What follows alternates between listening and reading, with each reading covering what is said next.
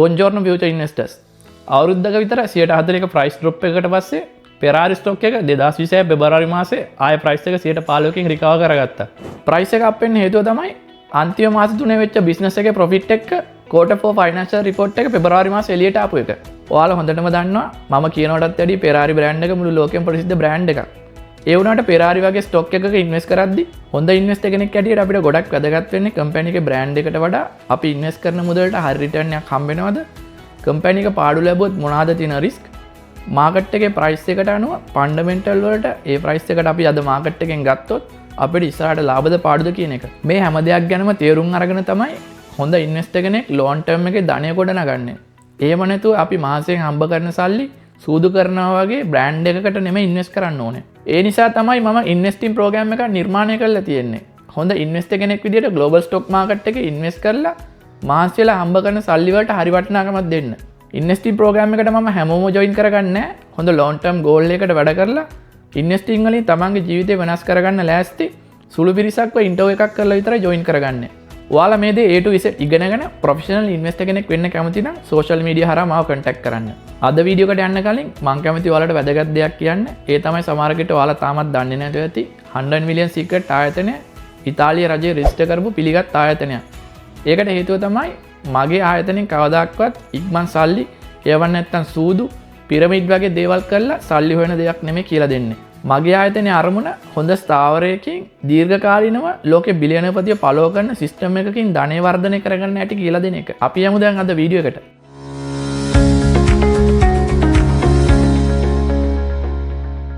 දැන් බලමු කොහොමද ෆෙරාරි ස්ටොක් එක perform කරලා තියෙන්නේ quarter 4 එකේ. ඔයාලට පේනවා EPS එක ඇනලිස්ට්ලා එක්ස්පෙක්ට් කරලා තියෙන්නේ $2.59. නමුත් කම්පැනි එක $2.55ක් කරන් තියෙනවා. රෙවෙනියු එකත් ඇනලිස්ට්ලා එක්ස්පෙක්ට් කරාට වඩා 2%කින් වැඩි වෙලා තියෙනවා.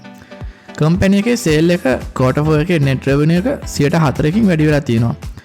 2025 මුළු අවුරුද්දෙම net revenue එක 7%යි. EBIT එක quarter 4 එකේ 10%යි.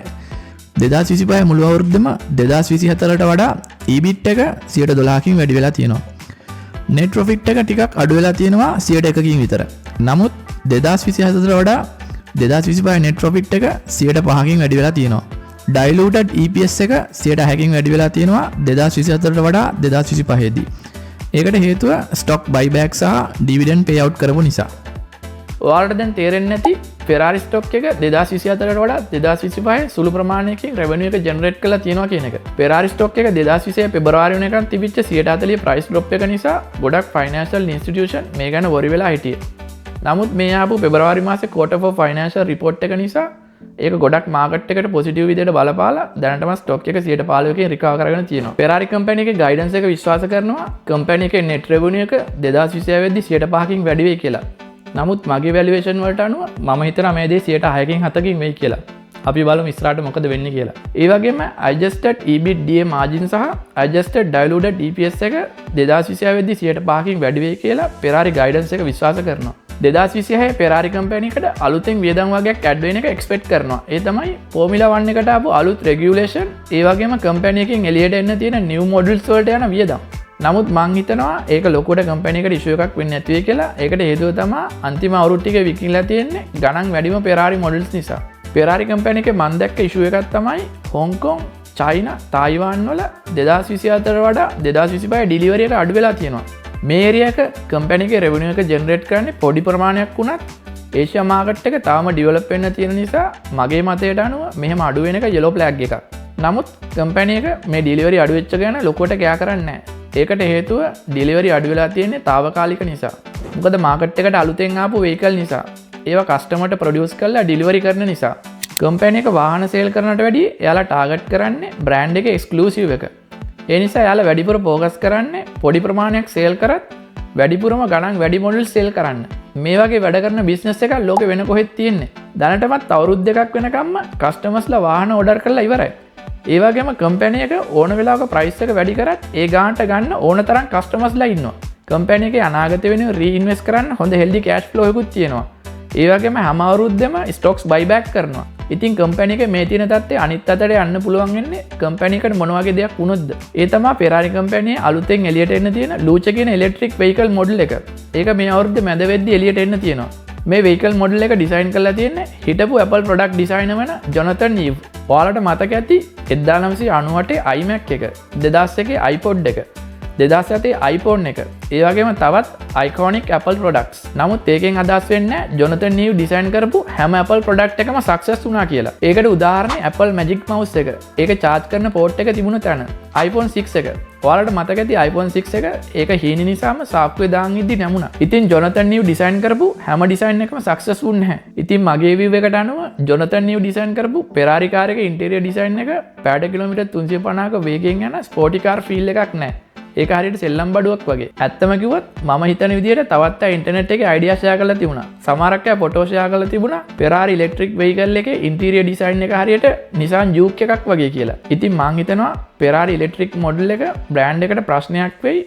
මේ විදිහට ඉස්සරහට එන්න තියෙන ඉලෙක්ට්‍රික් මොඩල් එක මිනිමල් විදිහට ඩිසයින් කරොත්.